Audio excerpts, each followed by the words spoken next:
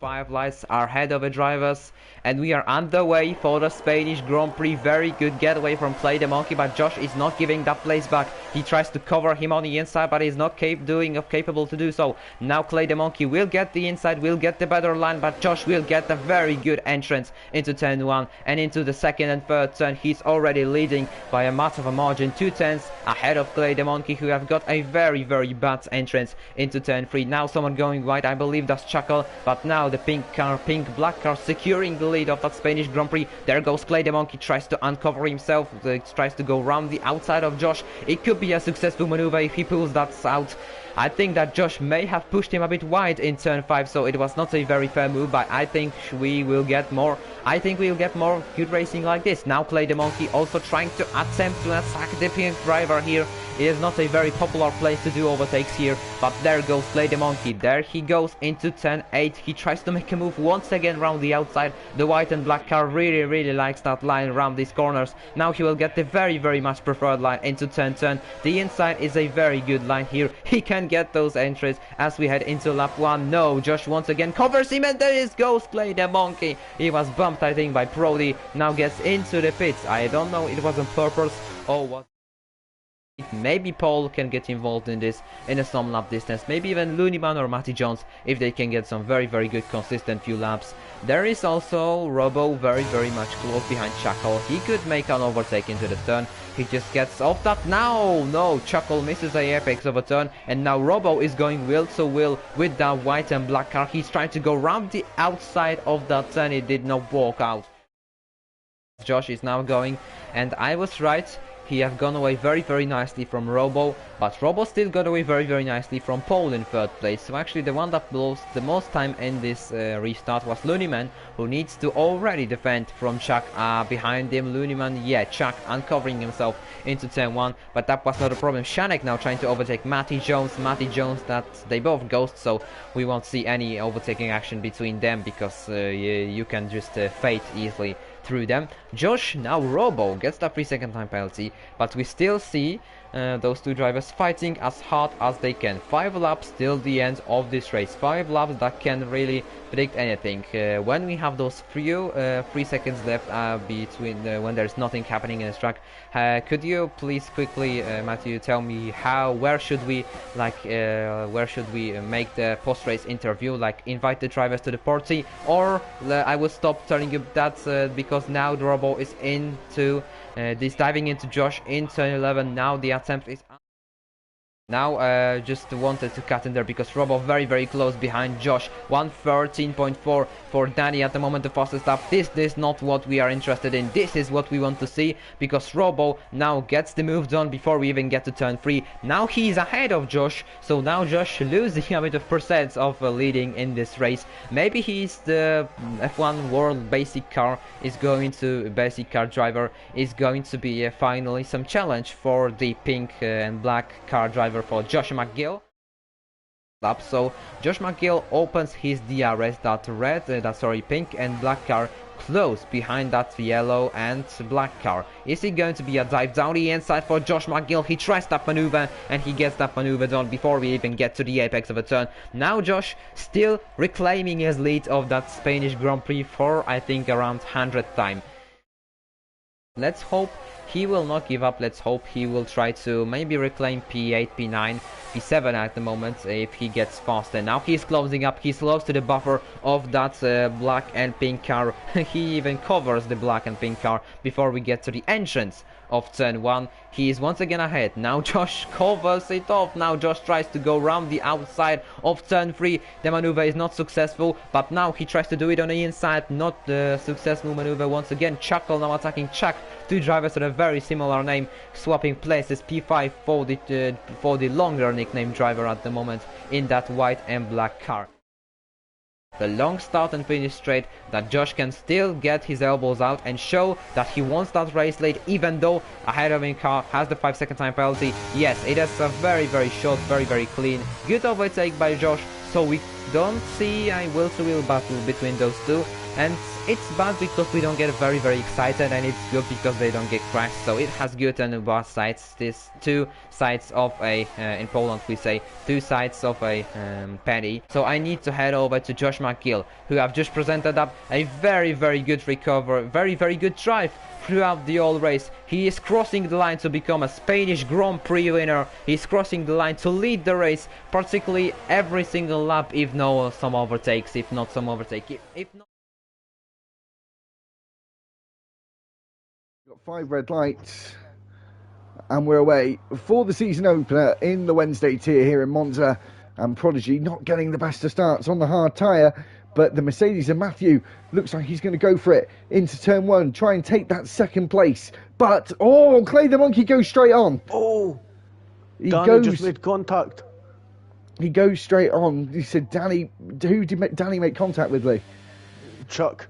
And then I think it might have been Bugatti, maybe. I think it was a McLaren.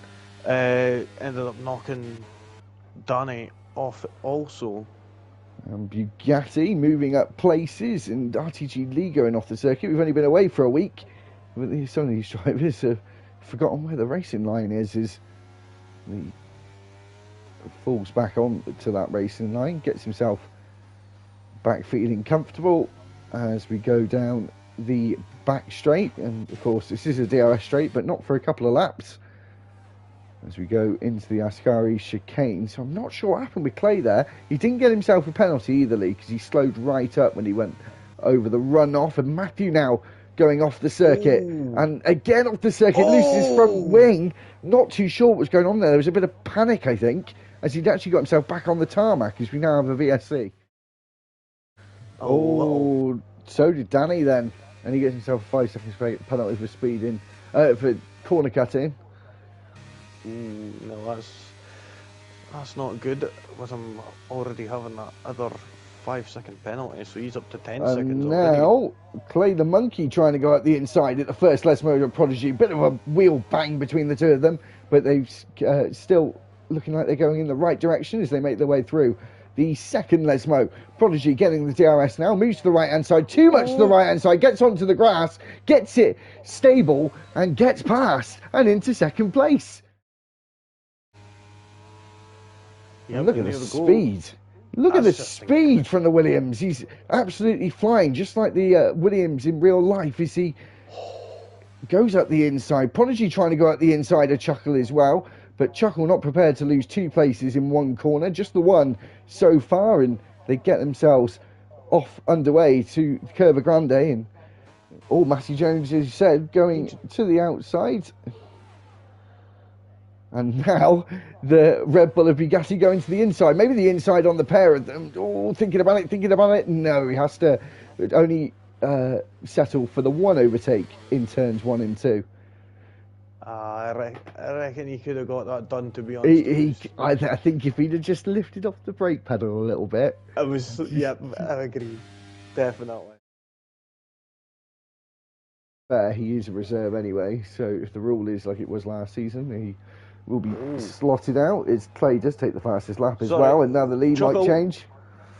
Juggle's going for the move up the inside at turn 1, and it looks like he's going to have it complete, but is Josh McGill going to have the better run coming out? And it looks like he might get this move. Yeah, into turn 4. He's using a bit of the battery. He's got the slipstream. He's going to move to the left-hand side, the inside of turn 4. Is he going to go for it? No, just not close enough there. You see Clay there getting a bit shaky on the rear, going a bit over the curb on the exit of turn 5. And Prodigy just lying in wait at the moment. See what he can do. Has struggled in recent races to have that consistency, stay towards the top of the field where his pace rightfully should be. And we're gonna see a move here from Clay the Monkey. We are at the exit of the Ascari chicane, and now Prodigy wanting to get a piece of that action as well. Looks to the inside on Josh McGill, goes up the inside at the Parabolica. He's moved up to 3rd, Clay's moved up to 2nd, Josh down to 4th. Got DRS enabled now, but not on this straight, so it's just the slipstream Prodigy looking really quick at the moment. He's going to go to the inside. Clay's not really going to defend it, as Josh as well, maybe looking, but no, just holds back. And now Prodigy up into second and going to try and fight for first. As Josh McGill's trying to fight for third. Yeah, they're going side by side around the Curva Grande. Around the outside, Josh McGill manages to get that. You've got the better traction out of turn 2. And it looks like, what has happened to him? We'll have a wee quick peek. It seems he went straight on at turn 1 now. And as we're at the opening round of the season in Thursday and on the Wednesday and on the final lap of this Italian Grand Prix, Clay looks to the left, now back to the right. Is he going to lunge to the inside? No, he holds station. So right now the Red Bulls are battling out at turn 1 and 2 right now. Josh McGill wanting to get past, and it's leaving the door open. Hey, the luckily, Bugatti and sorry.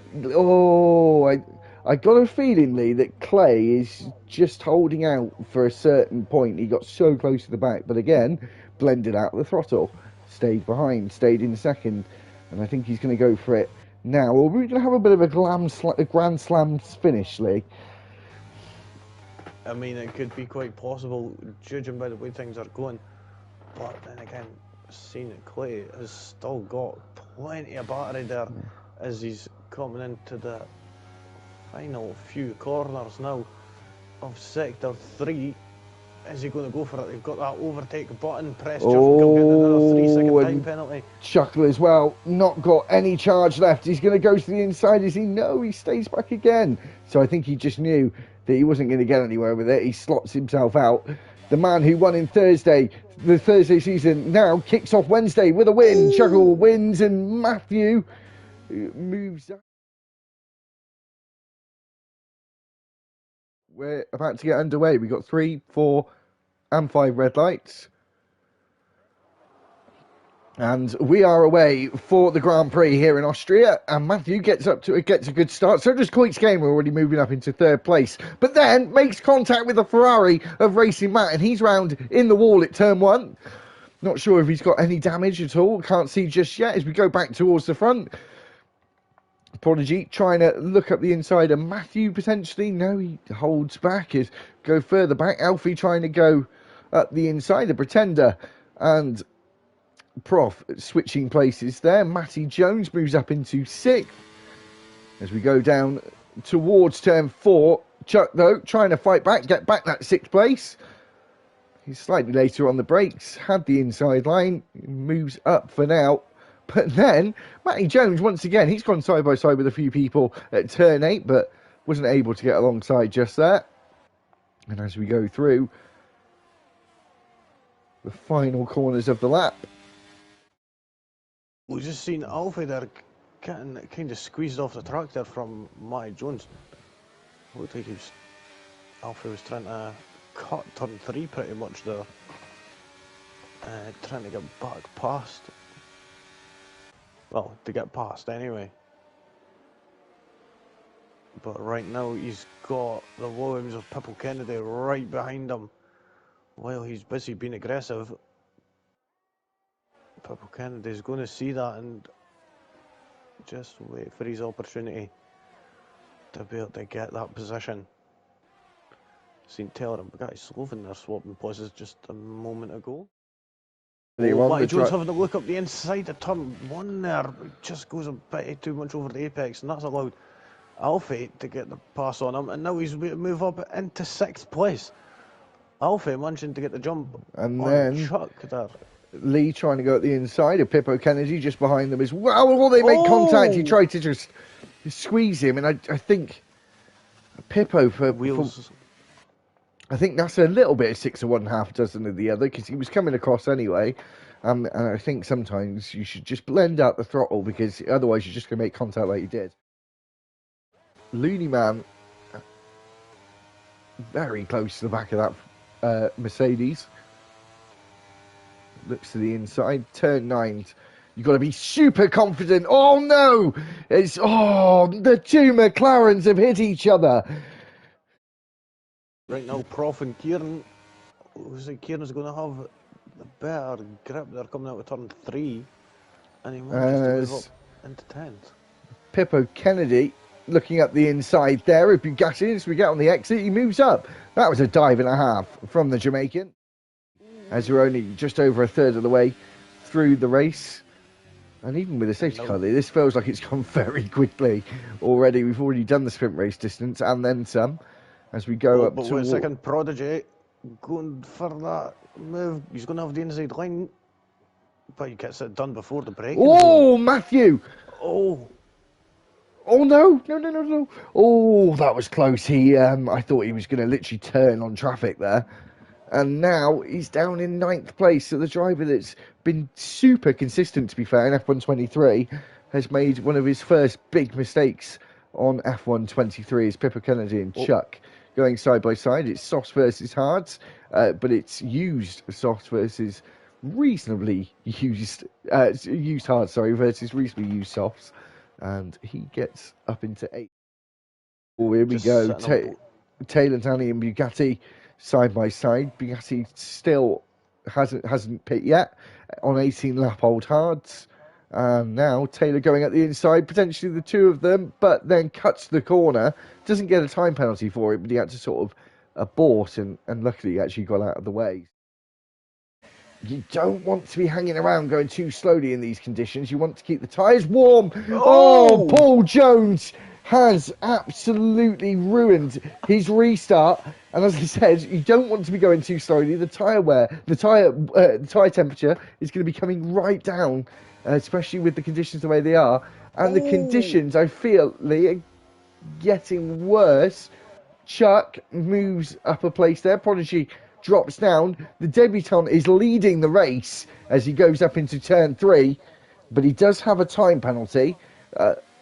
The time penalty at the moment is 3 seconds for him. Paul Jones moves back up into 3rd. Prodigy is just losing ground now, and I've got a feeling, Lee, it's time for intermediate tyres.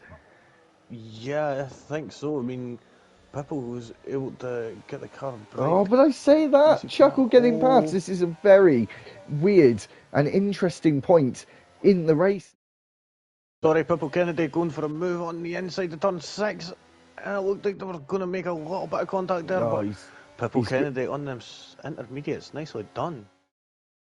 Alfie is going to take the win on the road, but it will be Matthew who wins the first round of the season. He spun earlier on in the race. As we go around the final corner, Alfie takes the checkered flag. Bravo to the debutant. But there goes Matthew across the line, spinning, and wins the Austrian Thank Grand you for Prix. watching this video. If you're interested in more content from RTG TV, subscribe to the channel. And to the right of your screen, check out another video from this channel. So for now, that's it. We'll see you all in the next one.